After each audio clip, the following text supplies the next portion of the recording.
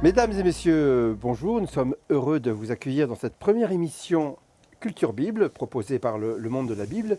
Une émission qui s'intéresse au monde biblique, aux hommes et aux femmes qui y vivent, à leur culture, à leur lien avec la Bible bien sûr, et à tout cet environnement qui nous passionne ici autour de ce plateau.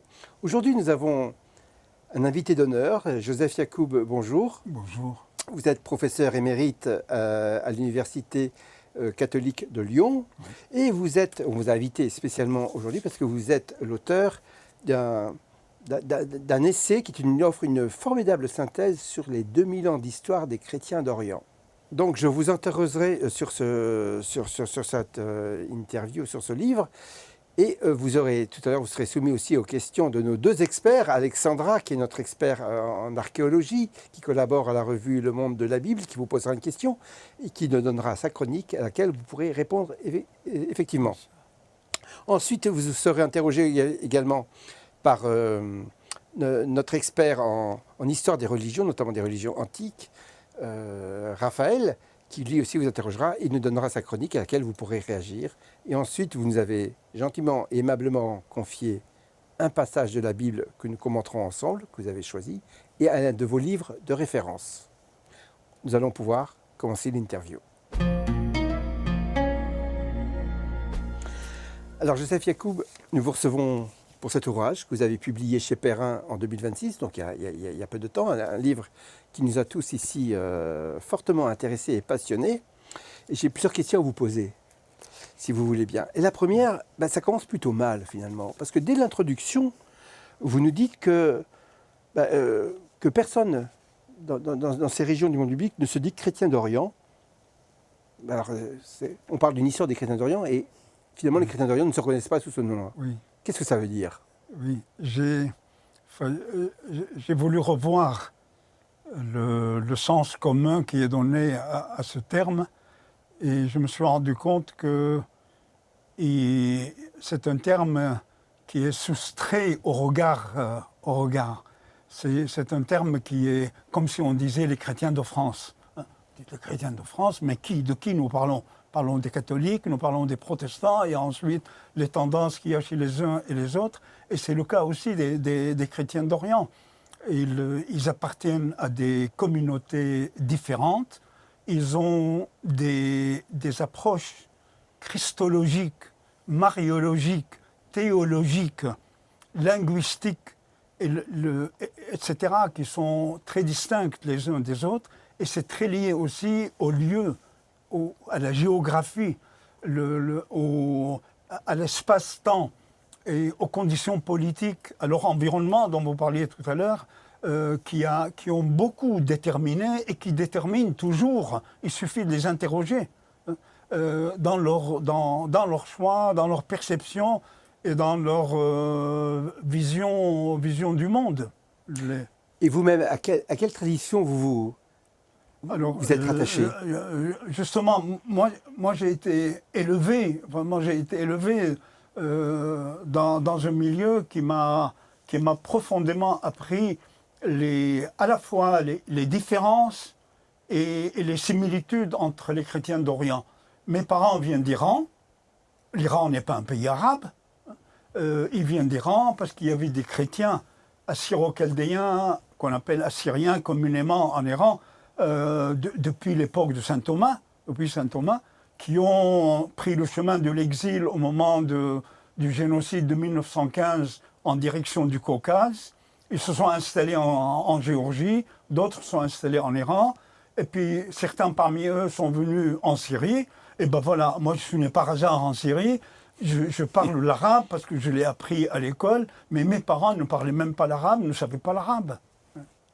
Alors, ce qui est formidable aussi dans votre ouvrage, c'est ce lien que les chrétiens d'Orient nourrissent avec la Bible. C'est vraiment une matrice pour eux culturelle, mais c'est plus qu'une matrice culturelle. C'est, la Bible parle d'eux, mais ils ont vécu avec, ils l'ont nourri, ils l'ont interprété constamment. Dans votre ouvrage, vous dites que l'Orient est si présent dans la Bible qu'il l'imbibe par ses couleurs et l'inspire. Ces peuples et ces civilisations, leurs mœurs et leurs coutumes l'ont nourri. Autant dire que leur présence y est vivante. En effet, nombreuses sont les pages qui sont consacrées à l'Orient, historique à la Syrie et à la Mésopotamie, à la Perse, à la Palestine, au Liban et à l'Égypte. Ainsi, un pays comme le Liban est cité 70 fois dans la Bible. Oui, le lien entre les chrétiens d'Orient, quelle que soit leur confession, et la Bible est très très intime. Oui. Moi, dans mon enfance, j'ai été élevé dedans. Et c'est comme vous l'avez dit, c'est la matrice identitaire pour une grande partie dans l'histoire qui en même temps les a revigorés et elle a contribué à leur amnésie identitaire, point sur lequel j'ai beaucoup insisté dans le livre parce qu'on n'en parle pas beaucoup. Oui. Et c'est particulièrement le cas des Assyriens, des Babyloniens, des Chaldéens. Voyez, comme on le sait, dans l'Ancien Testament ou dans la Bible hébraïque, le moins qu'on puisse dire, c'est que les Assyriens, les Babyloniens, les Chaldéens sont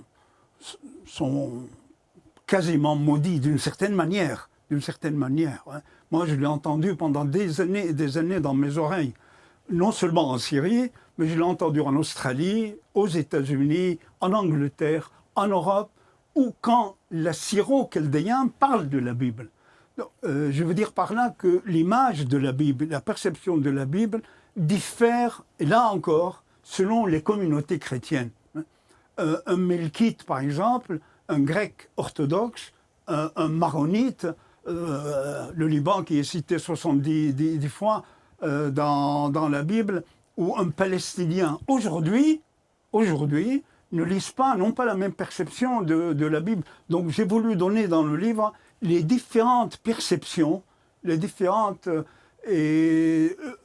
points de vue sur la Bible qui a beaucoup changé à partir de 1850. Avec les découvertes archéologiques, il y a eu une révolution dans la perception de la Bible, et ça on peut en parler si vous le souhaitez. On en parlera tout à l'heure, notamment avec Alexandra, bien sûr. J'ai une autre... Alors, dans le chapitre suivant, vous nous racontez comment finalement la conquête islamique s'est emparée de cette région-là. Vous nous dites que bien sûr, certains Arabes sont devenus chrétiens, mais globalement quand même, on peut dire aussi que les chrétiens ont assimilé cette culture islamique, l'ont même fait prospérer, l'ont enrichi, l'ont nourri, et c'est devenu un petit peu aussi une partie de leur culture, n'est-ce pas?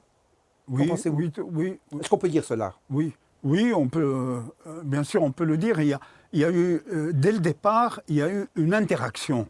Oui, une interaction entre ces chrétiens qui parlaient une langue sémitique très proche de l'arabe. Ça, il ne faut pas l'oublier. Le facteur linguistique, le facteur sémantique a été un facteur déterminant de rapprochement, et l'autre facteur étant l'hostilité à Byzance, qui, elle, imposait sa langue et sa culture, sa langue, le grec, hein, même si ces chrétiens d'Orient maîtrisaient le grec, ils ont publié des ouvrages en grec, néanmoins ils se sentaient très lointains de ces Grecs, d'autant plus que Byzance imposait sa conception christologique, mariologique, sa conception de la théologie. Donc ces deux facteurs ont beaucoup joué dans le rapprochement entre les Arabes venus d'Arabie et ces chrétiens d'Orient. Bon, maintenant, disons deux mots pour le terme arabe, hein, parce que là, il y a une confusion. Ben oui. Sur ce terme. Bon, les chrétiens d'Orient se sont acculturés, mais est-ce qu'ils se sont pour autant arabisés dans le sens général qu'on donne à ce terme? C'est une question qui est ouverte. Bon, vous la posez aujourd'hui à un Assyrien d'Irak, vous lui dites « vous êtes arabe ?» Il vous dit « non, moi je ne suis pas arabe ». Vous posez la question à l'inverse, un grec orthodoxe ou un grec catholique, lui, sa réaction par rapport au terme arabe est beaucoup plus sympathique que celle manifestée par les Syriaques. Et là encore, la diversité d'appartenance des communautés, leur histoire, leur géographie, le lieu de naissance, les circonstances, le temps, le lieu, le moment, font que nous assistons chaque fois, quel que soit le problème par ailleurs, nous assistons à une différence de perception, d'où la nécessité de revoir ce terme extrêmement confus et porteur d'erreur qui est chrétien d'Orient. Chrétien d'Orient et arabe chrétien en même temps. C'est vrai que ce que je trouve formidable dans votre ouvrage, c'est que vous nous invitez à dépasser les généralités, quoi. À ne pas globaliser et à tenir compte de toutes ces spécificités. Oui. Alors, par rapport aux chrétiens d'Orient, oui, tout à fait. Par rapport au terme chrétien d'Orient, là aussi, il y a un débat. Les chrétiens arabes, oui, les chrétiens d'Orient qui sont arabes, ils ont écrit en arabe, ils ont publié énormément en arabe, ils ont enrichi, on le verra tout à l'heure avec la Nahda, ils ont enrichi beaucoup la langue arabe, et en même temps leur héritage en langue arabe,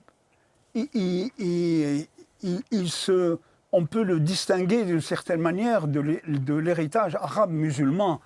Vous voyez, le fond, la perception, les sentiments, les émotions qui sont derrière ne sont pas les mêmes. Vous lisez un écrivain chrétien libanais, ce qu'il pense de l'Andalousie, par exemple. Ce n'est pas la même perception que les musulmans donnent de l'Andalousie, et pour cause, parce que l'approche est différente. Merci, Joseph Yacoub. Alexandra, donc, qui est passionnée pour l'archéologie, vous avez lu cet ouvrage-là. Vous avez une question, je crois, à poser à Joseph Yacoub. Au sujet des langues, est-ce que vous pourriez nous dire un mot sur l'émergence de l'enseignement des langues orientales en France? Oui, c'est en effet, c'est une question qui est importante. L'enseignement des langues orientales en France ne date pas du 19e siècle, comme certains ont tendance à le dire. C'est-à-dire avec l'Europe qui est dans son âge d'or, qui découvre les langues, les cultures, on découvre le sanskrit, on va chercher partout. Et les langues orientales remontent le début de l'intérêt pour ces langues, et surtout la prise de conscience de leur importance, est très très liée à la Bible. Très liée à la Bible. Oui. On est au XVIe siècle, à partir de 1530. Et voilà qu'à l'époque, un moine oriental qui parlait le syriaque, qui s'appelle Mouché de Mardin, Moïse de Mardin. Il vient de la ville de Mardin, qui est actuellement en Turquie. Il vient ici avec la création de l'imprimerie, et il vient chercher des liens pour la publication du Nouveau Testament en araméen. Et Guillaume Postel, à la même époque, commence à s'intéresser, il va en Orient, et il apprend l'arabe, on apprend le turc, et voilà, donc c'est à partir du XVIe siècle, il y a eu des maîtres dans ce domaine. Il y a eu Ernest Renan, auquel je consacre de très nombreuses pages, qui est un de mes grands maîtres de pensée, et bien d'autres.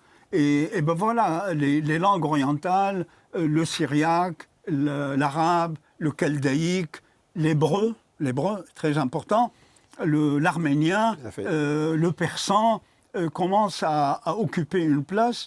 Et l'âge d'or de l'enseignement de ces langues a été le 19e siècle. Il y a un renouveau actuellement. Il y a un renouveau. Il y a de grands maîtres. Le collège de France a été un des grands lieux. L'Institut catholique de Paris, l'ensemble des universités catholiques, l'École pratique des hautes études, etc. D'où l'intérêt. Mais malheureusement, je terminerai là-dessus, que pour le syriaque, il est en net déclin. D'accord. Merci, professeur Joseph Yacoub. Raphaël, une question à vous poser. Oui, effectivement, Joseph Yacoub, alors vous avez brièvement évoqué ce point, peut-être que vous pourriez développer. Quel rôle les chrétiens d'Orient ont-ils joué dans la Narda, ce réveil ou cette renaissance culturelle arabe au XIXe siècle? On parlait tout à l'heure du XIXe siècle et comme âge d'or ici en Occident, et cette ouverture de l'Occident a eu beaucoup de conséquences sur l'Orient. Hein. En Orient, on découvre un état de léthargique dans lequel on vivait. C'était l'Empire ottoman qui dominait. Le Liban, la Syrie faisaient partie naturellement de l'Empire ottoman. Et voilà que les intellectuels, les penseurs, les linguistes chrétiens qui avaient fait leurs études ici commencent à découvrir que la langue arabe avait nettement décliné. Elle était réduite à un discours qui ne dépassait pas le cadre religieux. Et en comparant avec le turc, il voyait que le turc prenait une place qui a provoqué de leur part, voyez, une prise de conscience identitaire nationale. Alors ils se sont mis au travail, ils ont publié beaucoup de journaux, dont certains continuent au Liban, en Syrie, en Palestine, en Jordanie, en Turquie même. En Turquie même, il y a eu des journaux. Hein. Alep a joué un rôle extrêmement important. Et voilà, grâce à eux, mais ils n'étaient pas le seul. Les musulmans, évidemment, aussi ont participé. Mais là, on parle spécifiquement de leur rôle. Ils ont contribué, et cette contribution linguistique, culturelle, historique, ils ont écrit des romans. Ils ont écrit, Jules Zaidan a écrit des romans, même sur l'époque du prophète Mohammed, et sur l'histoire arabe. Et donc ça ne se limitait pas seulement à un discours linguistique pur, c'était un discours linguistique profane, historique, géographique, et le rôle est considérable, vous voyez, dans ce domaine, quoi. Merci beaucoup.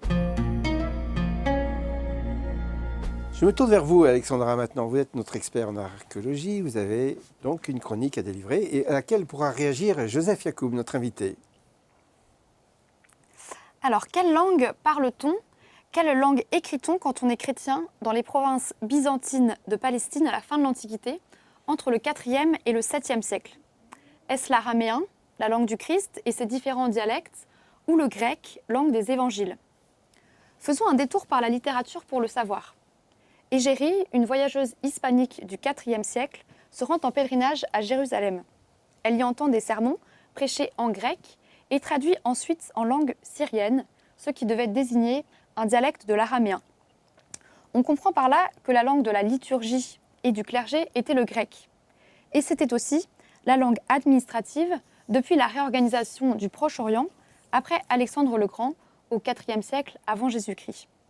Cependant, il était nécessaire de faire appel à des traducteurs car une partie de l'auditoire parlait différents dialectes araméens. Pour une ville aussi cosmopolite et importante que Jérusalem, il est peu étonnant qu'on y parle grec. Mais qu'en est-il dans des régions plus rurales? Qu'en est-il en dehors des églises et des sermons des prédicateurs? Est-ce que le grec était aussi parlé et écrit par les chrétiens des villages? Allons voir du côté de la Jordanie actuelle, dans la ville de Kérak. C'était autrefois une cité byzantine. Dans ses environs, beaucoup d'épitaphes de chrétiens, datées du IVe au 7e siècle, ont été découvertes, provenant en grande partie des villages antiques. Et elles étaient en grec. Ce qui veut dire que même les populations rurales utilisaient cette langue à l'écrit. Mais on voit bien sur certaines stèles le manque de maîtrise de la langue qui rappelle le besoin de traduction mentionné par Égérie. Cela laisse suggérer que le grec n'était pas la langue parlée. Alors quelle langue parlait-on? Nous en avons peut-être un indice dans les noms des défunts. On y trouve des noms sémitiques avec une terminaison grecque comme Salamanos ou Phaïsanès. Les chrétiens avaient donc certainement conservé une langue orale qui pourrait être le christo-palestinien, un dialecte de l'araméen qu'on trouve sur des inscriptions de plusieurs sites de la Jordanie. Ainsi, sous le vernis d'uniformité qu'est le grec des inscriptions, les langues sémitiques ont continué à être utilisées dans les provinces de Palestine à l'oral et à travers les noms. Mais gardons-nous de généraliser à tout le Proche-Orient.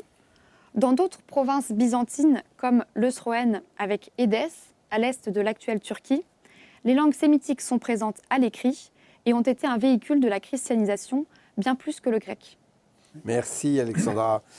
Alors Joseph Yacoub, là, vous avez écouté ce que nous a dit Alexandra? J'ai écouté avec beaucoup d'attention et d'autant plus que j'ai trouvé dans votre texte un élément sous-jacent, c'est la diversité de cet Orient, entre Karak, entre la Jordanie, et vous avez terminé par Édesse, vous avez commencé par Égérie, on est au IVe siècle, donc ça illustre tout à fait à la fois, je dirais, l'importance du grec. Les Grecs étaient extrêmement importants. C'était la langue universelle de l'époque. Voilà, c'était la langue universelle de l'époque et c'était la langue de domination. C'est-à-dire, eux, le grec, malgré l'importance de la langue et de la culture, eux, ils ne l'ont pas choisi. C'est Alexandre le Grand, comme vous l'avez très bien dit, qui entre dans la région. Et n'oublions pas qu'il brûle des livres, qu'il brûle des villes. Persépolis, il a brûlé. C'est-à-dire, il faut aussi mettre cette histoire grecque aussi dans son contexte. Et il domine toute la côte, il domine la côte. Et là, le grec de lui-même s'est imposé. Et puis en s'imposant, ils ont découvert sa richesse. Ils ont découvert et qui les a beaucoup influencés. Prenez beaucoup de termes araméens et arabes que nous utilisons aujourd'hui, c'est des termes grecs que nous utilisons. On dit al-batriarque, le patriarche. En araméen, c'est encore plus proche du grec. On dit patriarchès, plus proche. Le terme katholika, catholicos, en araméen, on dit katholika, en arabe, on dit catholicos. Vous voyez, prenez les patriarches arméniens et toutes les églises orientales. On a un stock de vocabulaire que j'ai développé dans un de mes ouvrages précédents, un stock impressionnant de grec aujourd'hui, non seulement en arabe, mais particulièrement en langue syriaque. On ne peut pas imaginer la place que le grec occupe aujourd'hui dans les langues orientales. Cela dit, comme vous l'avez très bien expliqué, la langue grecque n'avait pas expulsé l'araméen. Édesse en est l'exemple, mais malheureusement, Édesse est très absente dans la culture chrétienne. Prenez même les actes des apôtres, dans les actes, jamais on ne cite Édesse, alors que Urfa fut un centre majeur du christianisme, surtout le christianisme araméen qui cohabitait avec le grec. Ils cohabitaient les deux ensemble. Merci beaucoup, Joseph Yacoub. Nous allons passer à la chronique de Raphaël. Alors, Raphaël, vous avez choisi aujourd'hui de nous parler de Jésus et de Bouddha. Mais quel lien pourraient avoir ces deux personnages alors qu'ils n'ont pas vécu à la même époque ni dans les mêmes régions ? C'est vrai que cela peut sembler surprenant au premier abord. Alors on pourrait dire qu'il y a eu des missions nestoriennes dont peut-être notre invité pourra nous reparler et des points de contact ponctuels qui se seraient produits dans le nord de l'Inde. Diverses hypothèses qui sont intrigantes mais pour lesquelles il manque encore peut-être d'éléments concrets qui en attesteraient véritablement. Alors pour cette chronique, je voulais vous proposer de faire un pas de côté, alors toujours vers l'Orient, mais cette fois-ci encore plus à l'Est, avec le dernier ouvrage de Philippe Cornu. Éminent tibétologue, universitaire, auteur de nombreux livres et de traductions, il signe le récent ouvrage « Bouddha et Jésus » paru aux éditions du Cerf. Alors Philippe Cornu pose ici une question qui est cruciale et qui n'est pas sans lien, je pense, avec notre discussion d'aujourd'hui. Comment construire la paix sans comprendre l'autre ? Il dévoile dans cet ouvrage les bases d'un échange fécond. Respecter l'autre, écrit-il, et dialoguer avec lui est fondamental et cela n'est possible qu'en le connaissant. Et alors l'auteur rappelle les convergences qui existent entre bouddhisme et christianisme, à commencer par exemple par les deux êtres exceptionnels qui les ont historiquement incarnés. Il souligne par exemple, tout comme le Bouddha, Jésus privilégie une disposition intérieure, la préférant aux lois et règles prescrites qui ne visent que le comportement extérieur. Pour autant, Philippe Cornu ne cherche pas à faire coïncider deux religions dont les doctrines restent fondamentalement divergentes. Ainsi, les trois corps d'un Bouddha ne sont pas les trois personnes de la Trinité chrétienne. La compassion bouddhique n'est pas nécessairement synonyme de l'amour chrétien. Enfin, autre différence, et non des moindres, le christianisme se construit sur la notion d'un Dieu unique, créateur du monde, tandis que les bouddhistes rejettent cette hypothèse. Cet ouvrage savant donne encore bien d'autres exemples de points d'achoppement doctrinaux. Et alors, ces derniers ne doivent pas être niés, car les grandes religions ont toujours en commun, d'après l'auteur, de précieux enseignements plus nécessaires que jamais à transmettre. Ils concernent le respect de la dignité humaine, mais aussi celui de la vie animale, ou encore la bienveillance à l'écart de l'autre. Ainsi, écrit-il, le réel ennemi du christianisme, ce n'est ni le bouddhisme, ni l'islam, ni aucune autre religion digne de ce nom, mais précisément le relativisme régnant dans un monde dominé par le matérialisme et le chacun pour soi. C'est pourquoi le repli identitaire religieux ne saurait être la solution pour remédier à la déspiritualisation de notre monde contemporain. Je vous recommande vivement la lecture de ce livre essentiel qui pose avec justesse les conditions d'un dialogue interreligieux sincère. Merci Raphaël. Alors Joseph Sécourt, Oui. alors je sais qu'il y a des voyageurs au XIXe siècle, Oui. notamment britanniques, qui, disent-ils, auraient découvert un manuscrit dans un temple, dans un monastère tibétain, qui raconterait que Jésus aurait passé une partie, avant sa vie publique, Oui. un temps... Oui. On n'a jamais retrouvé trace de ce manuscrit, donc on ne sait pas s'il existe vraiment, si c'est une Non. affabulation. Enfin, Mais par contre, ce dont on est certain, c'est qu'il y a eu des missions nestoriennes notamment, depuis la Mésopotamie, de chrétiens de Mésopotamie, en Inde et peut-être même jusqu'en Chine, non? Oui, oui, tout à fait. En vous écoutant, beaucoup d'idées, de choses me sont venues à la tête. J'avais été, dans le cadre de mes voyages, de mes missions, j'avais été dans des pays asiatiques où je voulais sentir le Bouddha, je voulais sentir le bouddhisme, et particulièrement en Thaïlande. Vous voyez. Et je suis rentré avec l'idée d'impermanence, vous voyez, que tout est impermanent.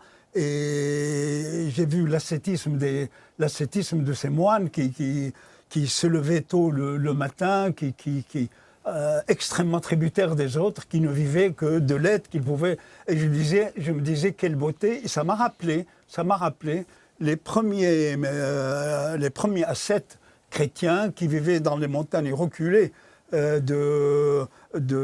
d'Irak et d'ailleurs. Et le second élément, en vous écoutant,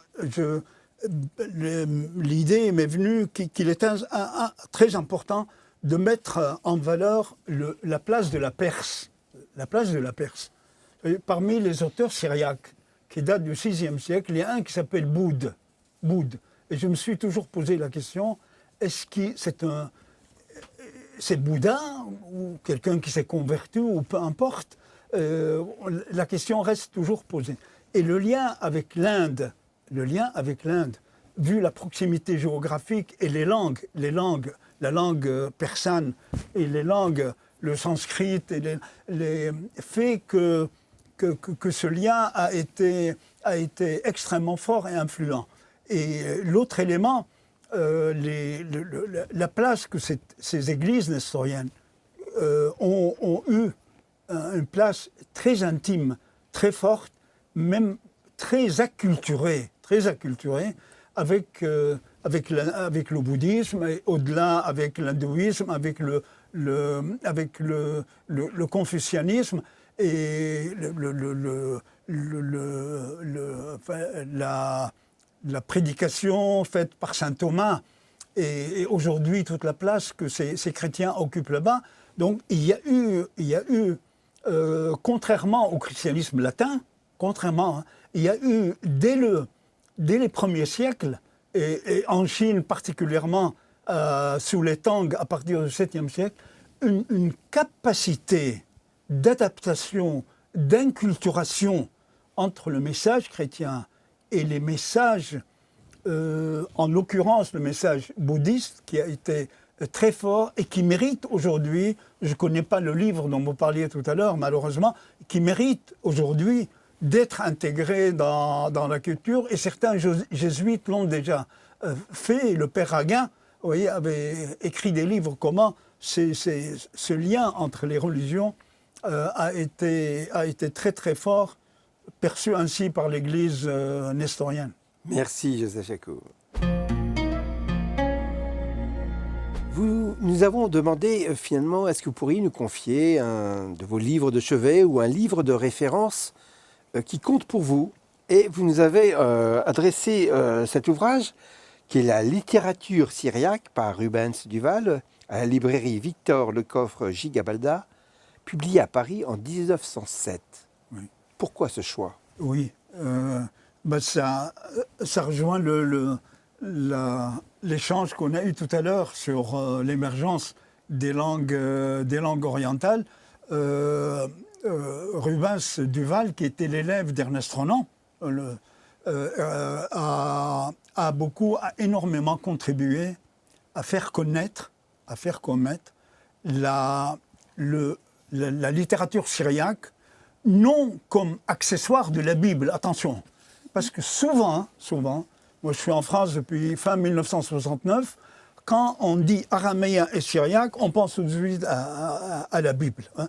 Or, on confond l'araméen biblique, dit aussi le chaldéique, hein, avec l'araméen syriaque qui est celui d'Édesse. Hein, et le rôle de Rubens Duval dans ce domaine a été très grand. Dont ce livre, qui est une référence majeure, qui fait l'historique, qui établit l'historique de toute la culture syriaque depuis le départ.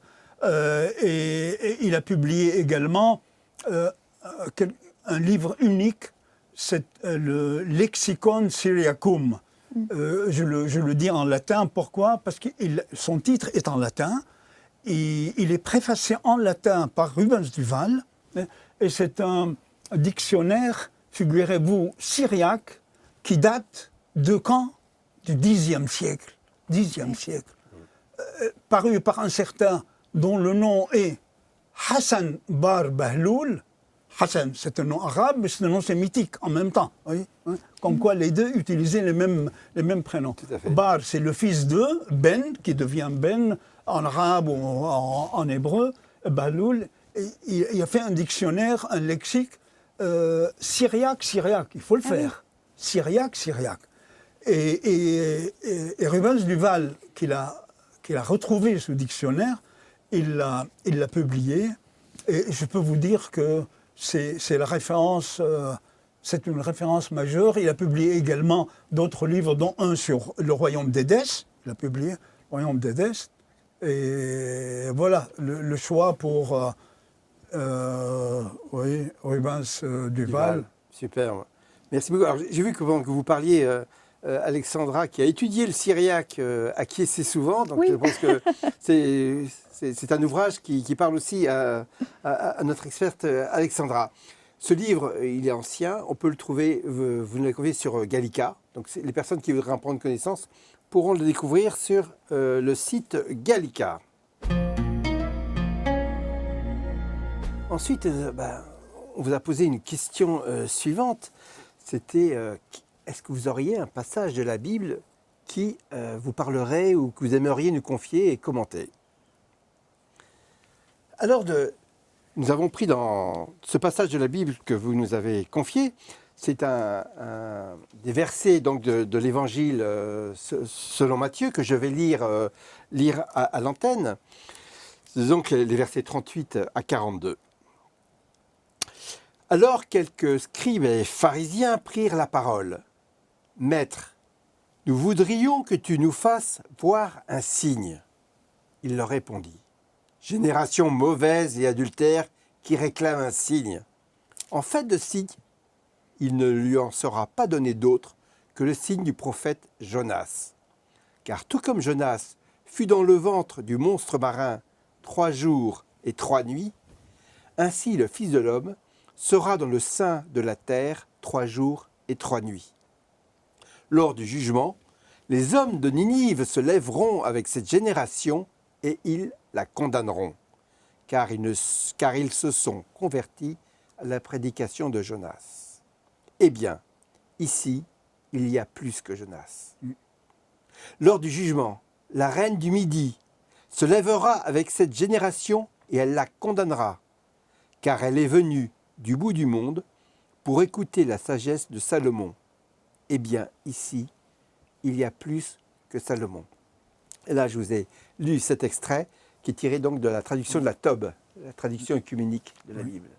Je l'ai choisi pour les deux raisons suivantes. La J'imagine. première, Jésus ne condamne jamais ni Babylone, ni la Syrie, ni la Chaldée. Il n'y a pas. Dans le Nouveau Testament, dans les évangiles, hein, il n'y a qu'une phrase dans l'Apocalypse de Saint Jean où il parle de Babylone, la mère des prostituées. Donc, ça, c'est la première raison. La deuxième raison, c'est le choix pour Yonan. Yonan, hein. En arabe, on dit Younes. Hein. On a repris le terme grec. Hein. Younes, c'est du grec. Younes, oui. C'est la colombe. Quand les pharisiens, les sadducéens demandent à Jésus, donnez-nous un signe. Il prend Ninive et Babylone. Hein. Il prend Ninive et prend Jonas. Oui, Jonas. Et il voit dans Jonas, et la repentance des Ninivites, comme quoi ils cessent de pécher, il voit le signe, et certains disent que c'est le seul signe dans les évangiles. Il dit, les Ninivites, c'est un signe de salut, de salut demain. Et voyez-vous, à ce propos, nous avons un jeûne qui s'appelle le jeûne des Ninivites, que nous jeûnons jusqu'à aujourd'hui. Ce jeûne existe depuis le VIe siècle. Le patriarche de l'église d'Orient, dite nestorienne, Ézéchiel, devant une épidémie qui s'abat sur la Mésopotamie, il décrète un jeûne pendant 3 jours, pour demander, implorer Dieu pour qu'il... et il choisit le jeûne des Ninivites, et nous le jeûnons aujourd'hui, c'est avant le grand carême. Aujourd'hui, les Syriaques, les Chaldéens, même les Coptes, il y a plusieurs communautés orientales qui le célèbrent, d'où l'actualité de ce texte de Matthieu.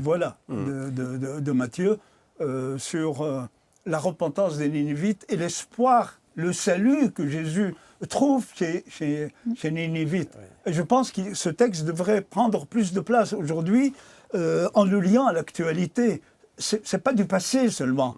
Non seulement son sens symbolique, mais c'est aussi de l'actualité. Le chrétien d'Orient pratique, à Sarcelles par exemple, pratique le jeûne des Ninivites pendant 3 jours. Ma sœur à Chicago, chaque fois que je l'appelle, elle me dit « Tu as jeûné, n'oublie pas, c'est le jeûne des Ninivites. Hein. » Oui, parce qu'à Sarcelles, il y a une grande paroisse, c'est ça? Voilà. Il y a une grande paroisse, d'ailleurs elle porte le nom de Thomas, Saint Thomas. Il y a une autre aussi, Saint Jean, qui est à Arnouville, mais celle de Sarcelles est... Thomas étant l'évangélisateur. Voilà, Thomas l'évangélisateur de l'Orient et notamment jusqu'en Inde, bien sûr. C'est un passage qui nous parle particulièrement ici aussi parce que, avec nos 2 experts, nous avons produit 2 numéros du Monde de la Bible. Un sur la reine du sabbat, c'est l'allusion à la reine du Midi dont parle l'Évangile, et bien sûr, et un plus récent sur le prophète Jonas. D'ailleurs, c'est une invitation à lire le livre de Jonas dans la Bible, qui est un récit assez savoureux, et on vous encourage à le lire.